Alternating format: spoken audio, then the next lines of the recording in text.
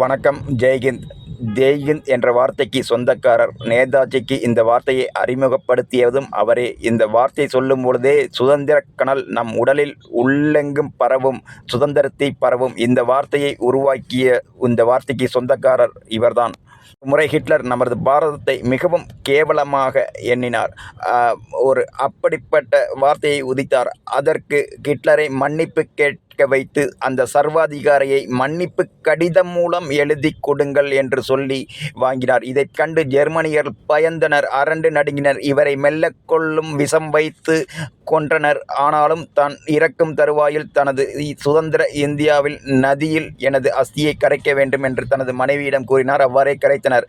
இவர் எம்டன் கப்பலை எடுத்து வந்து சென்னைக்கு அருகில் கொண்டாந்து பல குண்டுமழை பொழிந்தார். பல சேதங்களை விளைவித்தார். எம்டன் வருகிறது என்றாலே பயம்தான். அனைவரும் நான் இருக்கிறேன், என்னை எதிர்க்க எவன் இருக்கா என்று அந்த கப்பலை எடுத்து வந்து தாக்கி மீண்டும் எந்த சேதமும் இல்லாமல் ஜெர்மனிக்கு கொண்டு சென்றார். வணக்கம்.